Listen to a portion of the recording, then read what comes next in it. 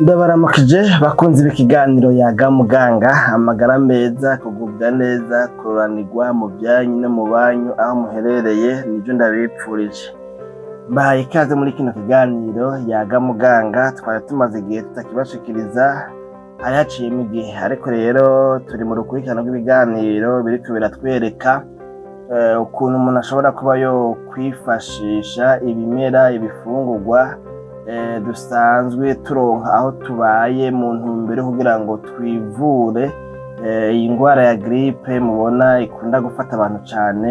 Klima ihindutse gato ubona abantu bagwaye grippe, intumo iki, kandi no kwandukira ugasanga birandukira mu muryango umwe ayigwaye ugasanga n'abandi bahavuye bakurikira. Rero iki kiganiro tugomba turabire hamwe n'ikiganiro gira kabiri. Uheruka mu kiganiro yaga muganga twarabiye hamwe ingene umuntu ashobora kwivura indwara ya grippe akoresheje indimu hanyuma akazivanga na ntuzeye na tangawizi. Twarabiye ingene umuntu ashobora gufatanya tangawizi n'indimu hanyuma ingene bitegurwa, ibiri muri byo, ibigize indimu na tangawizi nico bishobora gufasha ku magara yacu. Ibyo byose twarabirabiye hamwe mu kiganiro c'ubuheruka. Nagomba rero turabire hamwe ikiganiro gira kabiri muri tuno tuganiro dutumbereye kwerekana ingene umuntu ashobora kwivura iyi ndwara ya grippe akoresheje ibimera, akoresheje imfungurwa. Uno musi turabira hamwe ingene umuntu ashobora kwivura iyo ndwara akoresheje umutobe w'imicungwe hamwe n'umutobe w'indimu hanyuma umuntu akawuvanga n'ubuki.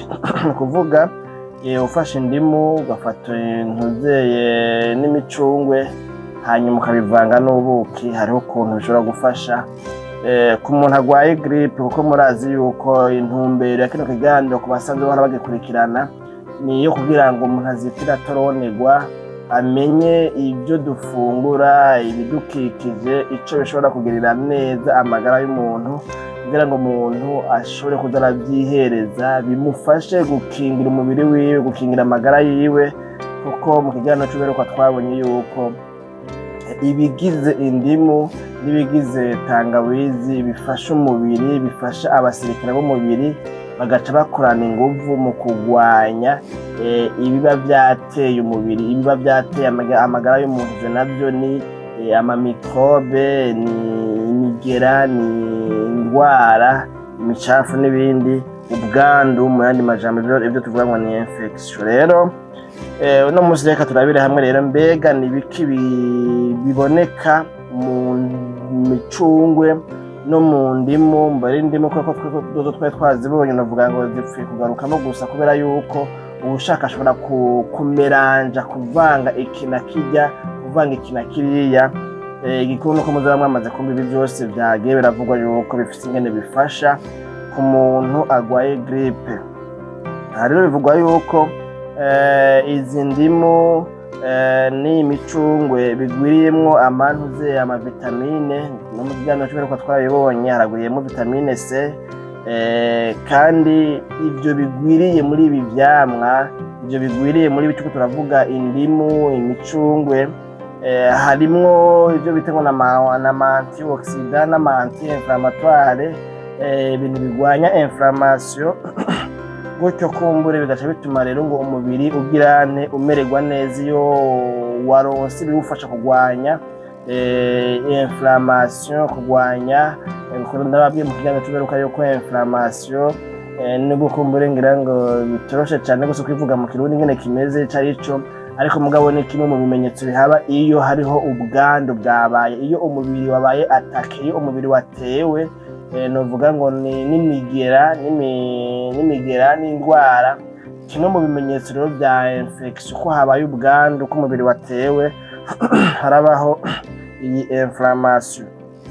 Rero ngo umutobe w'imicungwe uvanze n'umutobe w'indimu ubivanze rero n'ubuki ngo birarenforça système immunitaire, birongereza inguvu abasirikare bo mu mubiri. Murumva yuko muri make uko twabivuze mu kiganiro c'ubuheruka, abasirikare bo mu mubiri burya iyo baneshejwe niho umuntu abona kugira kuvuga ngo amagara aramukitse, kubera yuko umubiri wigwaniye hanyuma uraneshwa. Nayo ubundi iyo abasoda bo mu mubiri bashoboye kuvyica, bashoboye kugwana bakanesha, ni hahandi umuntu yumva umengo arumva ko agomba gwara, arumva ko nyene hari ikintu kitameze neza, mugabo bikarangira vyihejeje ntamenye iyo vyahera, akavuga ati jewe nari numva umengo ngomba ngware, mugabo birabonekana yuko kumbure ngira ngo bwari uburuhe, kumbe si uburuhe, ariko yagomba gware. Hari habayeho atake, hari habayeho ibitero vy'imigera, bigomba ko habaho ubwandu, infection mu mubiri wiwe,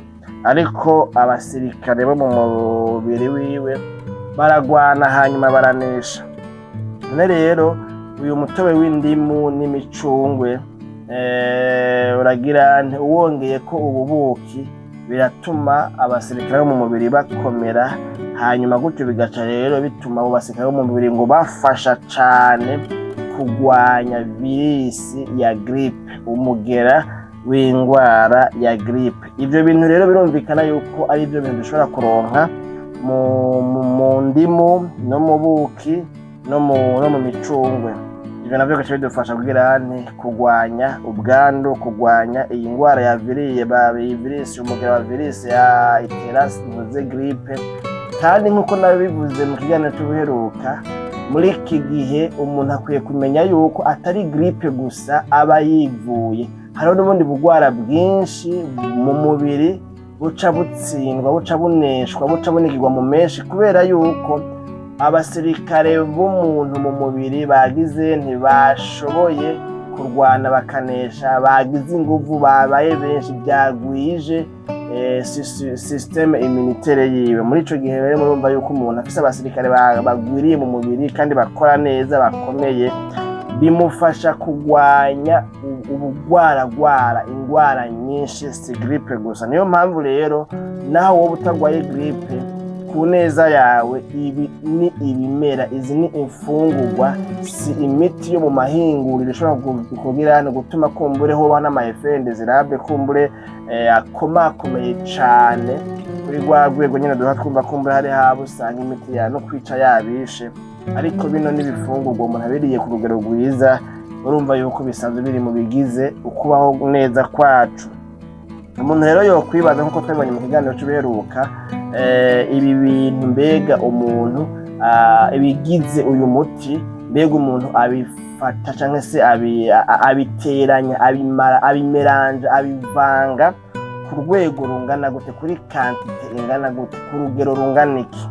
Aha rero berekana yuko umuntu afata imicungwe ibiri, hanyuma agafata n'indimu imwe, akagira agaca afata n'ikiyiko c'ubuki, akagira mu kubitegura agashira ngaho. Hanyuma ingene rero bitegurwa, ingene umuntu abiprepara, preparation yavyo, umuntu afata za ndimu bambi ya micungwe ibiri, akayikanya neza, akaronka umutobe wayo canke wazo, kubera ko ari indimu zibiri.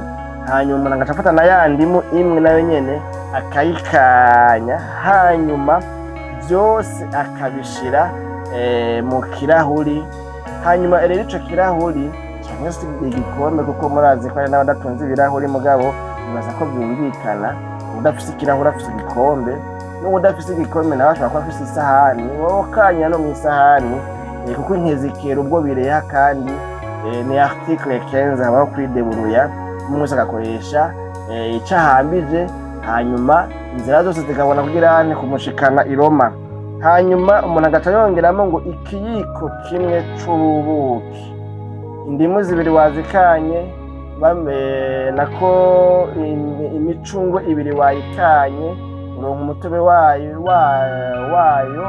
imicungwe. Hanyuma n'umutobe n'indimu imwe wayikanye, ijya irura citron, urashira mu kavere cyangwa se mu gikombe. Hanyuma ufata ikiyiko kimwe c'ubuki ugaca ubivanga. Ivyo rero bivanze, ukabivanga neza, ngo uca uheza ukabinwa. Urumva yuko uba wamaze kuronka wa muti umuntu yarakeneye turonka budufasha kuvura grippe, mbere aho butavura grippe gusa, kuko ko tubonye yuko ibi bintu bigwanya ubwandu bwo mu mubiri kandi bikongereza abasirikare mu mubiri inguvu, bagaca babasha kwivuna umwasi neza. Umwasi nawe si grippe, umwasi w'amagara y'abantu si grippe gusa, hariho n'ubundi bwandu bwinshi umuntu abasha gukiriramwo. Nuko rero hanyuma rero umuntu mu kurangiza kino kiganiro cyacu cuno munsi, umuntu yokwibaza ati none mbega ko mu kiganiro cy'ubiheruka mwatubwiye ko hariho abantu batemerewe kunywa wa muti urimo indimu na tangawizi, mbega ibi vyovyo umuntu yobiha uwo ari we wese n'akabebe gatoya wogasomesha wogahako iyo ibambiwe? N'ibi navyo nyene birerekana yuko hariho abantu badakwiye kubinywa, kiretse mbere kumbure ngira ngo basavye novuga ngo insiguro umuganga canke umuntu yanonosoye ibijanye n'ingaburo ibereye, umu nutritionniste. Rero bavuga yuko uyo mutobe tuvuze rero ugizwe n'izo ndimu hamwe n'imicungwe n'ubuki, ngo abantu ba mbere badakwiye kubinywa ni abantu basanzwe bazi ko igihe cyose babifashe baca bagira allergie, baca basuherwa, baca bagira ikibazo bitabagwa neza. Abo bantu basanzwe bizi ko anyoye ubuki, ari indimu, ari imicungwe, aca amerereza, aca afurutira, voilà nyine nk'ibyo, aca agira allergie. Uyo muntu asanzwe yizi ko iyo afashe bimwe muri ibyo, naho tubona ko ari umuti, ntakwiye kubifata, kiretse ngira ngo n'imiburiburi habayeho ingingo y'umuganga abona ati nubwo biri uko yobifata uko, hanyuma tugatuma turotondera ingene iyo allergie tuyigwanya dukoresheje imiti, ibintu nyene nk'ibyo. Hanyuma abandi bantu badakwiye kunywa uyu muti ni abamama bibungenze, kandi mu by'ukuri na ya miti y'ikizungu tudandaza, murazi ko jewe nkora muri farumasi ndandaza imiti itari mike.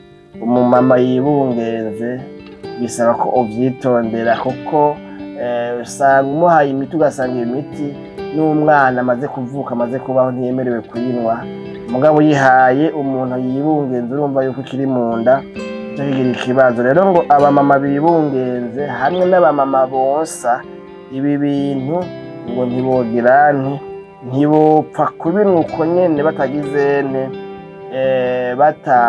batavuganye na muganga canke umuntu yanonosoye ivy'ingaburo ibereye. None rero ni kino kiganiro, kandi aha niho kigarukiye. Kuvuga menshi siko kuyamara. Mu kiganiro cacu cuno munsi tubonye ingene umuntu ashobora kwivura grippe akoresheje umutobe w'imicungwe 2 hamwe n'indimu 1 hamwe n'ikiyiko c'ubuki. Umuntu akabikanya neza, akabishira mu gikombe kimwe cyangwa se muri verre mu kirahuri, hanyuma akabyihereza. Kw'ivyo bintu bituma abasirikare bacu mu mubiri bagwana neza bakanesha, kandi kw'ivyo bintu bigwanya ama inflammation. Ni bimwe muri bya bimenyetso biba iyo habayeho ubwandu, habayeho kumbure novuga ngo ibitera umubiri watewe. Hanyuma kandi twabonye ko harimo amavitamine menshi, ku buryo ibyo bintu biveza bikagira bigafasha umubiri wacu. Murumva rero bakunzi bayaga muganga, ikiganiro kivuga ku magara yacu, ku magara meza, mu ntumbero kugira ngo tuzitire tutaronerwa. Murumva yuko uyu muti atari amananiza. Ikiyiko nabonye ubuki barabudandaza mbere no mu dusashi, ugasanga ni ubuki bukeya badandaza mu gasashi, ushobora kugura amajana angahe cyangwa igihumbi sinzi, igihe mbiruka kuvugwa sinye bukamera bwari buriko, mugabo ugasanga ni ikintu gishoboka umuntu ashobora kuronka. Ubuki, indimu n'imicungwe, gaca usanga rero ubiteranije biragufashije kugira kuvura iyo ngwara ya grippe, na cane cane gukomeza systeme immunitaire, abasirikare bawe mu mubiri, kugira ngo bikunde bashishikare kwivuna umwasi ariwe indwara nazo zibangamiye amagara yacu. Ni hano rero tugarukije kino kiganiro. Mwakoze kuduha umwanya. Nimba mugwaye grippe canke no mutaranayigwara, murumva ko bino bintu bituma umubiri wacu umererwa neza, bituma umubiri wacu woroherwa. Mwakwiye kubikorera mugakoresha umwanya mugani w'abaraho ugatora indimu imwe n'imicungwe ibiri ukabikanyira mu gikombe ukaronda n'akindi kiko c'ubuki ukavyihereza iminsi 2 iminsi 3 iminsi ngahe birafasha cane kugira amagara meza. Nuko rero mwe hano tugaruka kino kiganiro nihabaho hari ikibazo ufise wobaza aho utatahuye canke ku kindi kintu kana kijanye n'amagara yacu wumva wifuza gutahura canke wifuza yuko twokora ku kiganiro naho gucisha muri commentaire ukavyandika hanyuma tukazoraba tukabikorera ko nimba ari ikiganiro cyangwa se nimba ari igitekerezo ugomba ikiyumviro ugomba kuduterera byose bizodushikira biciye mu makomantere canke mukaraba muri description umwidondoro w'iyi video muraheza mukabona inimero za WhatsApp zacu ngaho oya mugaheza mukabitumenyesha. Mwebwe ari rya mbere mwumvirije cyangwa se mukurikiranye ibiganiro byacu tubahamagarira kwiyabonesha kugira ngo mudushigikire community abo dushikiriza ibiganiro bashishikare kugwira urubuga rushishikare gukura hama dushishikare gusangira namwe ibiganiro bitandukanye dushishikare kuri runo rubuga. Hariho kino kiganiro yaga muganga, hari ikiganiro gitondo gishasha kivuga ku by'ijambo ry'Imana ryo kumedita ko byokubera impamba buri munsi igihe cyose tugira ubuntu twaricisha ko hakabona ikiganiro rero c'inyigisho z'ijambo ry'Imana nuvuga ngo ni nk'inyigisho za Bibiliya cyangwa se n'inyigisho mu buryo bwirambuye citwa umutsima w'ubugingo. Ibirenze ivyo birahari ibiganiro bikiri mu nteguro no mu migabo n'imigambi no mwiyerekwa tuzobashikiriza uko ibikorwa bizoshishikara kugenda neza kuko murazi yuko ibintu byose bitangura porepore mugabo bikaza biraduga ku rundi rwego. Muzobona ko hazoshishikara kubaho amelioration iyerekwa rirahari imigabo n'imigambi irahari kandi bizogenda neza. Naho ubutaha tubipfurije kugira amagara meza no kubaranirwa aho muherereye. Tuzosubira mu kiganiro c'ubutaha.